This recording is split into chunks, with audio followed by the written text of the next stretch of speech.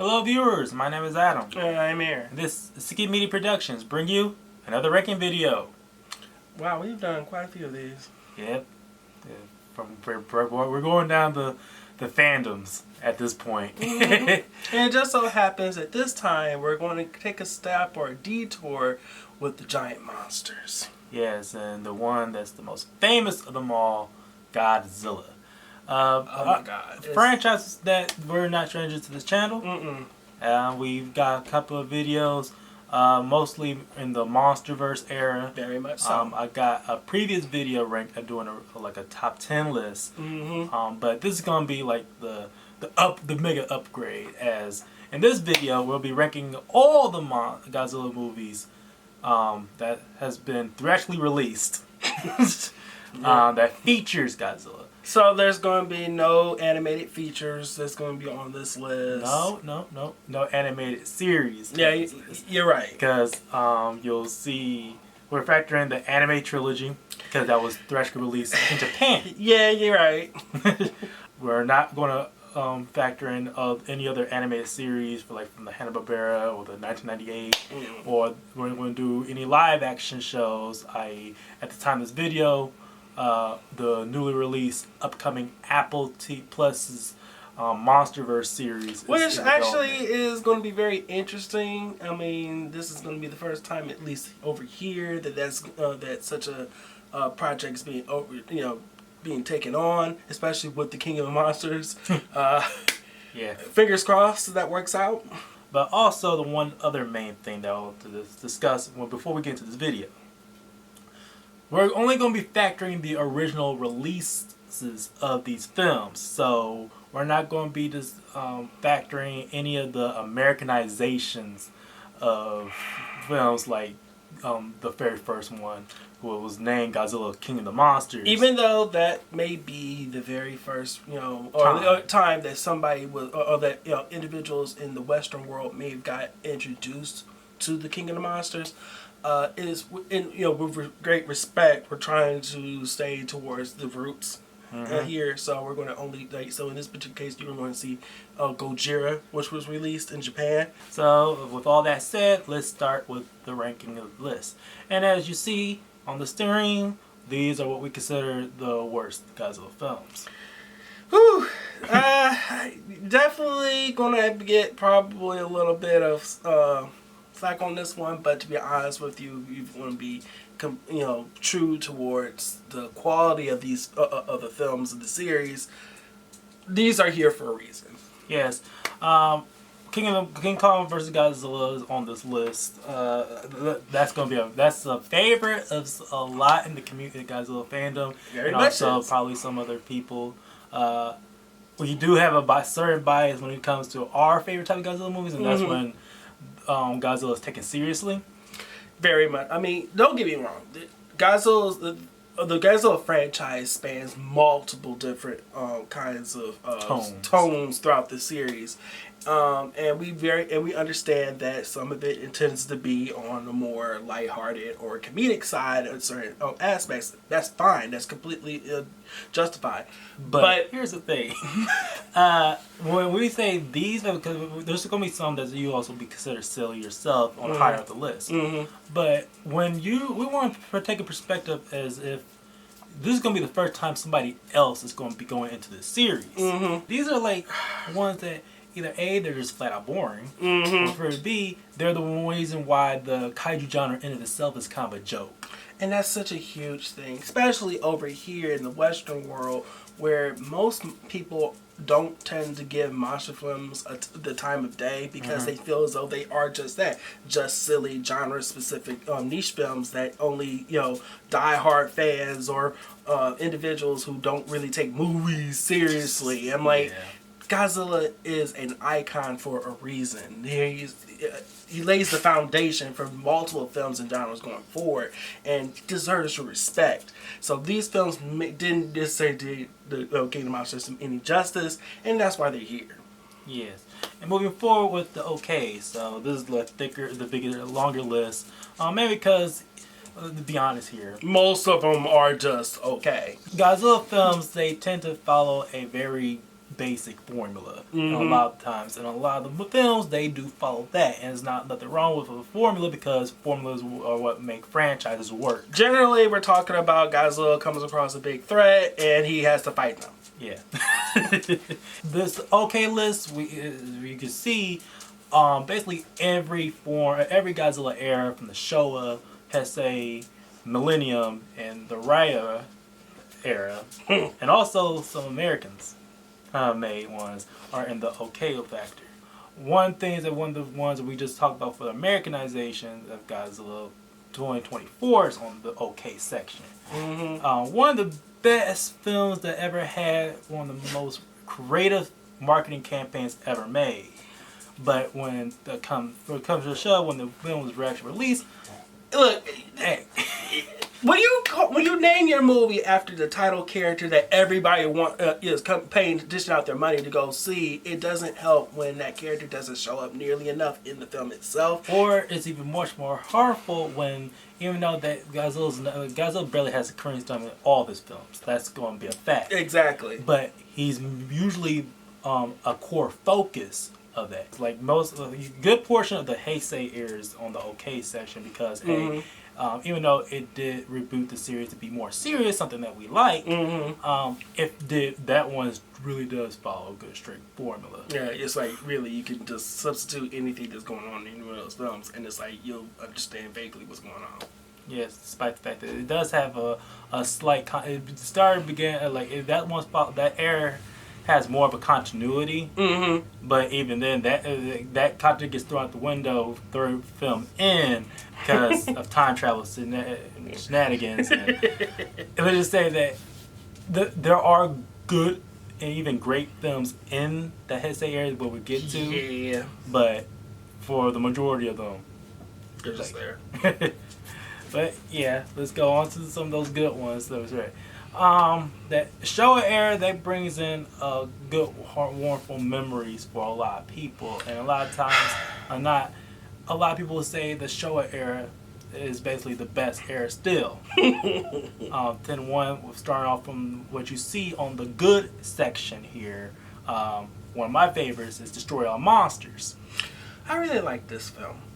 It was such a gift. At the time, it was supposed to be the last Godzilla movie. Yeah. Or the last monster movie that Toho was going to feature. But they kept on, that timetable kept on getting pushed and pushed and pushed and pushed. You can't keep the G-Man down. I mean, people people can say up and down they may think they're just for kids or just silly movies or they're just only for a niche group of people.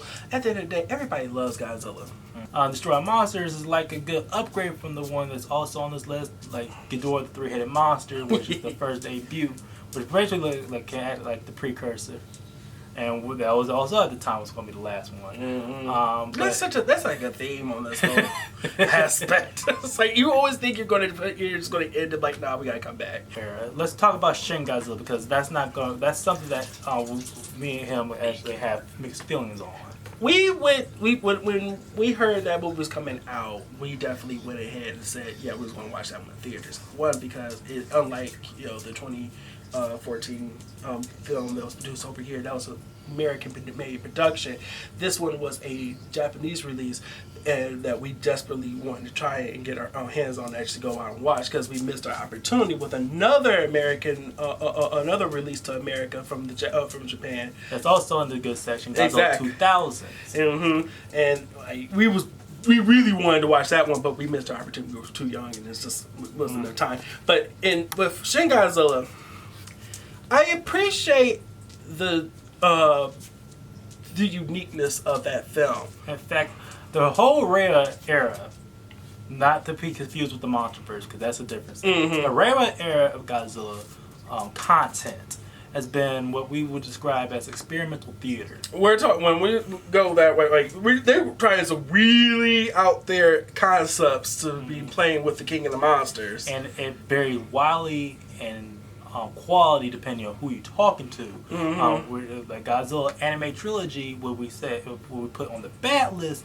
factors into that very, very low in quality, at least to us, because of it feels more like style over substance, I would say. Yes. That's exactly, and they're heavy on exposition. exactly. It's like, it's literally just like, it's word vomit. But why I decided to ultimately put Shin Godzilla on the list, on the good section. Well, for one, I want to factor in how successful it is as part of the Godzilla franchise. Is the highest grossing film to Japan, and also broke records over here in America, Which is outstanding. It also brings back a lot. One is also serious and brings back a lot of those political. It's basically like a political satire. So as we see here on the grades, it's not that many. Yeah. Look, we try to be fair. Like I said, even though we're fans of the franchise, it's hard. It's because even though Godzilla is my favorite IP, I consider myself a fan of cinema first and foremost, and filmmaking. Even though Godzilla does is one of the good pioneers of practical filmmaking, mainly for the Tokusatsu era. Storytelling is not his virtue. It's like its last. Yeah. And not a lot of Godzilla fans will admit that. But we're going in this section. We're in beyond like the good. We're going to focus on what the positives here, and I feel as though for these two in the amazing sections are films that I'm really want to introduce people to the genre, especially the Godzilla franchise. And from what we see here, Mothra versus Godzilla.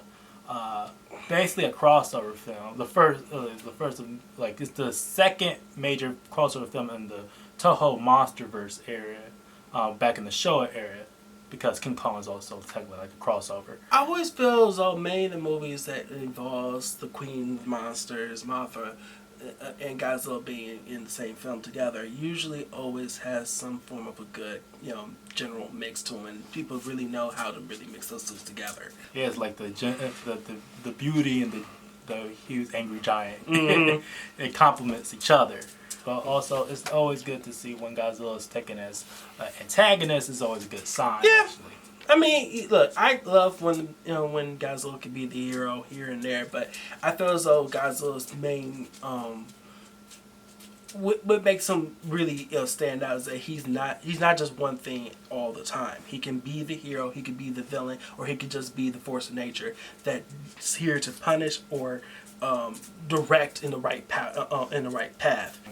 The other one that's in the great section. Godzilla versus Biollante. I love that film. This is one of the earliest Godzilla. Both these movies are technically one of the earliest Godzilla films that we saw. Full disclosure, we do not, because of how young we were. We basically had like a good majority of all the Godzilla movies ever made. I would say first and foremost, my introduction for the Godzilla series was actually through the marathons that was showcased on television. Shout out to AMC when they used to have MonsterVerse. And Sci-Fi. Yeah, Sci-Fi, yeah. So if you know, you know. But they were all thrown out of order a lot of times. So. Exactly. Not to say with this one though. Yeah. Godzilla vs. Biollante is the second film in the Heisei era, right after The Return of Godzilla, a movie that we have on our good section. But this one really is something that's memorable in the to our hearts, the Godzilla franchise, and also others, especially in Japan. If you look at their top 10, their own top Godzillas, like one of the most dramatic change, progression in the Godzilla franchise that's showing a new perspective of the whole series, introducing a new way of how the basically setting the tone for how the Heisei monsters are going to be brought to picture. Yeah, I feel so. This one was really the one that really showcased that these are not just mindless creatures. It's just throwing out here for the audience to ooh and ah over. No, these are this one, just like the first one, really showcases them as a metaphor. So let's move on here to our final listing. These are the top 3 and what we put in our amazing section. First one on the top 3 list is another video that we have on this channel. Our favorite of the MonsterVerse era, Godzilla King of the Monsters, not to be confused with the Americanized version back in the 1950s. Exactly. I feel as though this one was the one that truly paid homage to the history of the Monster King, and also is so beautifully realized. I feel as though this was truly a attempt to try and help the Western world truly understand and appreciate how great of an icon, not just Godzilla, but his entire history truly is. At the time, before this pre-pandemic era, like, they feel as though the plot is like too out there. And let's be honest, that's only because and that's usually something that goes on with a lot of Godzilla films, and at least when it comes to Godzilla films that are introduced and understood by the Western audience, because a lot of these films are dealing with Godzilla and the monsters as metaphors for natural disasters, or disasters that were done through mankind's meddling with science. And the Western world, for the most part, just don't have those same experiences that was felt by the Eastern world. Mm-hmm. And so it's a clash of ideologies and perspectives that usually hinders how people are able to understand what those movies mean and how they are supposed to be interpreted. And especially how relevant this movie is as the years go by, because of the quote-unquote controversial topic of climate change, or the at the time of this video, a still pandemic, and how people handle such things. The other movie on the list, as you see, Godzilla vs. Destroyer. This is one that they really did play around with with tone even further, because at times this film doesn't just feel like a giant monster flick or actions of movie. It also has elements of horror in it that works beautifully. Mm-hmm. It emphasized, like, they try to drive home the horror, because of their handling such a this one in the Heisei, the last one in the Heisei series, that really does drive home of all the things and the events that was being told from the very first Godzilla, and how the plot line is basically is actually a good direct. It almost acts like a good direct sequel to it, like the God movies in the Millennium series airs. But this was a last film in the continuity of the Heisei movies, and this is like, it culminates into one of the best endings to a Godzilla movie. I cried so many times. But going back all the way down to the list, as you can see, this one is shared by many in the Godzilla community as the best one still, because of his groundbreaking achievements in cinema, and what it means overall, and it's Gojira. But yes, this is what our ranking. This is our ranking list of the Godzilla franchise from a theatrical sense. Guys, as always, if you like this, please like, share, and subscribe. Hit the bell down there at the bottom for notifications. We want to hear from you. Are you fans of the Godzilla genre? Have you gotten into it yourselves? What movies introduced you to the G-Man? What's your favorites? What's your worst? We want to know. If you want to see, be sure to check out our other previous Godzilla videos, and also any social media reviews for current TV shows or films, as we do not have the time to always have a video up. That's true. My name is Adam. And I'm Aaron. This is Sticky Media Productions. See you guys later.